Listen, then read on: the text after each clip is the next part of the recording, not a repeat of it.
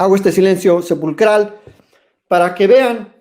cómo es el comportamiento de los medios de comunicación, cómo es el comportamiento de una administración pasada y cómo eso no se criticó, no se dijo, se olvidó muy pronto.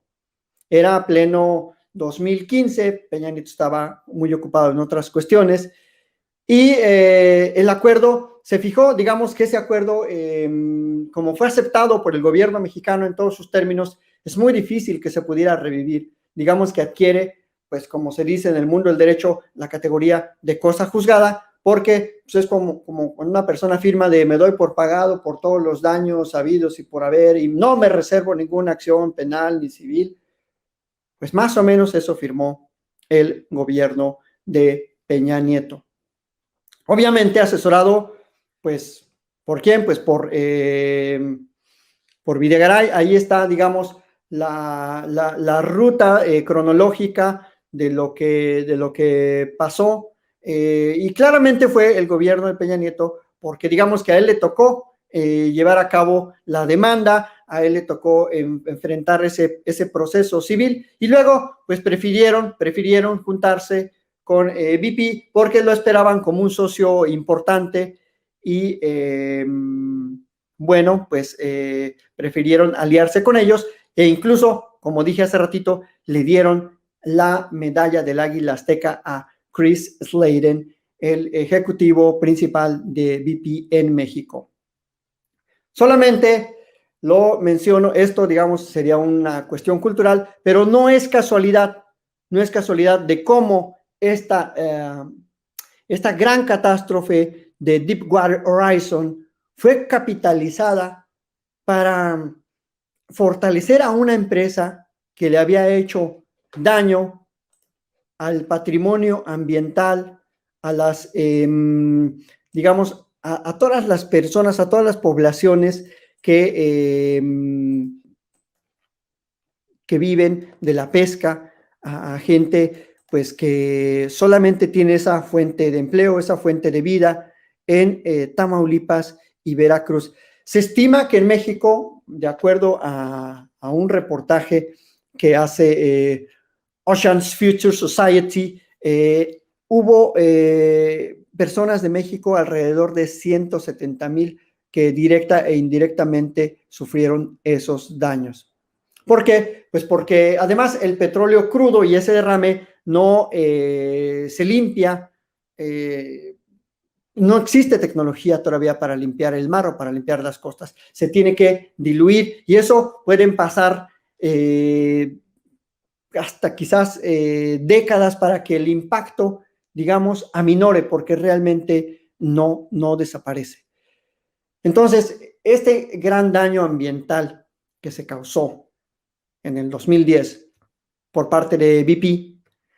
que sigue influyendo en los ecosistemas, que influyó directamente en toda la zona costera, en los manglares, en la fauna, en las aves y sobre todo en el modo de vida de esos mexicanos de Tamaulipas y de Veracruz, que siguen padeciendo posiblemente enfermedades, el daño en su modo de producción, pues fue olvidado francamente por el gobierno peñanietista. Entonces, esto nos lleva a cuestionar, sí tenemos que cuestionar a Pemex por su, digamos, su falta de cuidado en los accidentes que han sucedido, pero también tenemos que poner el contexto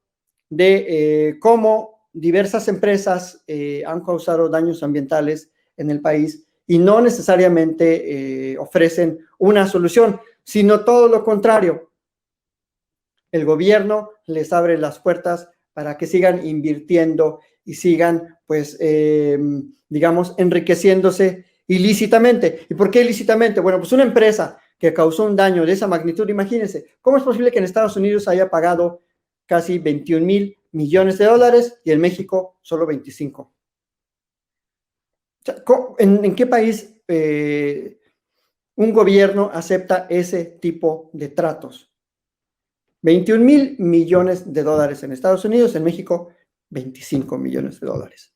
Es una bofetada, sobre todo ahora que las grandes empresas mexicanas que una parte de los voceros de esas empresas critican la política energética del gobierno, critican la refinería, critican Dos Bocas, critican otros proyectos de infraestructura, pero con el solo afán de descalificar un programa político que está encaminado pues a crear obra pública. Y en ese afán de crítica meten el envoltorio, digamos, de las preocupaciones ambientales, que son muy legítimas, que por supuesto existimos muchas personas que hemos, digamos, estudiado incluso en el nivel normativo, por lo menos de mi parte, eso puedo decir, el gran problema del cambio climático, el antropoceno, y de cómo las empresas están generando siempre estos riesgos que totalmente constituyen una amenaza para la continuidad de la vida humana, pero que posiblemente son discursos, no quiero decir la palabra secuestrados, pero sí son discursos puestos en un contexto en el que solo interesa golpear a un gobierno y no resolver los problemas de raíz, porque si eso fuera, pues jamás se hubiera permitido un trato con BP Amoco por una cantidad tan ínfima, se hubiera puesto enfrente de todo el problema a los pobladores, a las comunidades de Veracruz, a todos la gente que se dedica a la pesca y que se le acabó su modo de vida. ¿Por qué? Porque obviamente no hay materia, no hay forma de pescar, que literalmente tuvieron que abandonar seguramente sus lugares de origen, tuvieron que cambiar su modo de vida. ¿Por qué? Pues porque si la costa está contaminada con petróleo, ¿cómo se puede vivir ahí? Entonces, es esta, digamos, la clave de todo. ¿Cómo vamos a entender los problemas energéticos, los problemas que tiene Pemex, si no hacemos un verdadero estudio horizontal, cronológico, de qué es lo que ha pasado con Pemex, qué es lo que ha pasado con los desastres ambientales? Y eso nada más hablando en materia petrolera, porque si de ahí nos pasamos a los problemas ambientales causados por ejemplo, otra actividad extractiva como la minería, pues nos tendríamos que meter a fondo con el Grupo México y los derrames también de sustancias tóxicas en el Mar de Cortés, en Sonora, en Bacanuchi. Y bueno, no sería un cuento de nunca acabar, pero fíjense cómo algunos grandes medios de comunicación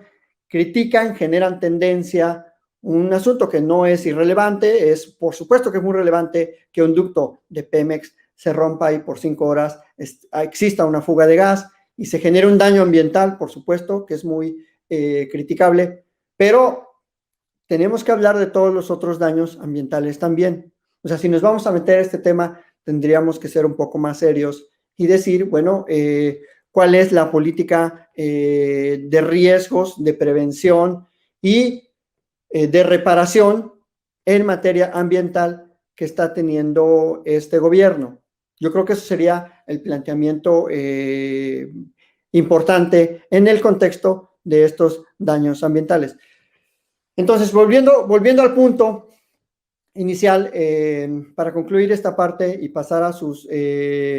comentarios también, solamente, bueno, voy a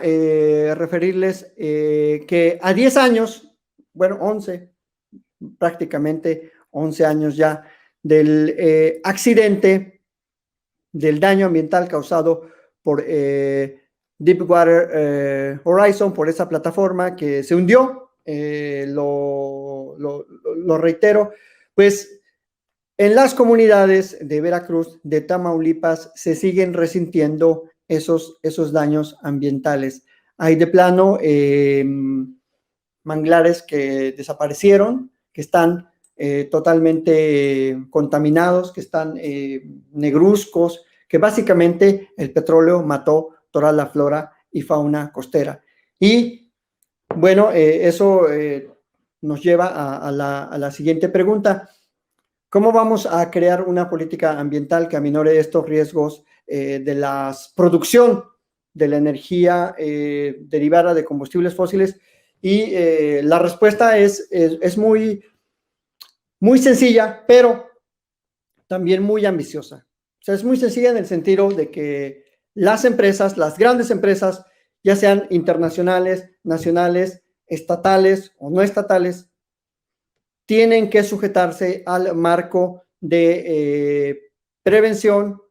reparación o pago de daños bajo el eje de los derechos ambientales. Entonces, quizás le podríamos recomendar, por supuesto, a Pemex, a Octavio Rodríguez Oropesa y a toda la política que se encabeza desde el sector energético, desde la Secretaría de Salud, que primero que todo, todas las políticas preventivas tendrían que estar sustentadas en las obligaciones que tienen las empresas, no como responsabilidad social, porque eso es nada más un logo bajo el cual se intenta desviar la verdadera responsabilidad, que es la responsabilidad jurídica. Es decir, si queremos vincular de manera obligatoria, de manera permanente, de manera efectiva a las empresas en sus obligaciones, tenemos que hablar de obligaciones plenamente jurídicas, plenamente plasmadas en las leyes y respetando siempre el derecho al ambiente saludable, el principio de precaución, el principio de prevención y siempre obrando en favor de la naturaleza. Esos tres principios no son un invento mío, están en la Constitución mexicana, están en el artículo 1, el artículo 4 y todos los tratados en materia ambiental que México ha suscrito y ha reconocido a través de distintas declaraciones, desde la muy famosa y mítica Declaración de Estocolmo de 1972, luego la Declaración de Río de Janeiro de 1992 y más recientemente, de hace un par de años, el Acuerdo de Escazú, que es el acuerdo para mejorar la información en materia ambiental. ¿Y a qué voy con todo ello? Que existe un marco jurídico que bien puede establecer distintos criterios, distintos mecanismos para maximizar la protección ambiental. Y ese marco internacional y constitucional tendría que ser el eje rector de toda la política, tanto del sector público como del sector privado. Y por lo tanto, si queremos establecer un debate serio, objetivo, completo, tendríamos que partir de esas bases normativas y no necesariamente hablar de otros factores como la narrativa que intentan plantear las empresas que perdieron esos grandes contratos o que están a punto de perderlos, como es la competencia económica. Porque claro, la competencia económica como criterio rector, pues puede dominar el debate y a la competencia económica no le importan los asuntos sociales, no le importa que haya crecimiento económico a costa de pobreza, a costa de contaminación, a costa de marginación, a costa de bajos salarios, a costa de evasión de impuestos, a costa de la degradación de la sociedad. Simplemente le importa, digamos, la creación pura y dura de riqueza. Y bajo esas directrices es que los debates tendrían que estar alineados más o menos a todas las variables que intervienen en los problemas ambientales, no necesariamente a la variable estatal ni a la variable privada, sino a las variables comunitarias, lo que está proponiendo la sociedad desde abajo y en su conjunto. Por eso es interesante escuchar distintas posturas, la postura de las empresas, ok, es muy interesante escuchar que ellos quieren reglas claras para competir, pero está la postura de la sociedad en la que decimos sí, estamos de acuerdo en la libertad de mercado, en la competitividad, pero antes que eso está el interés público, la riqueza nacional, está el ambiente y están las reglas jurídicas de derechos humanos. Y nada puede estar por encima de ello, porque si no, entonces permitiríamos que una minoría empresarial pudiera estar fijando toda la política económica y eso, pues, ¿a qué nos ha llevado? A todo lo que acabo de mencionar hace rato, a impunidad ambiental, a daños irreparables, y a que no hay ninguna estrategia o no había por lo menos ninguna estrategia de largo alcance para mitigar, para prevenir todos esos daños ambientales.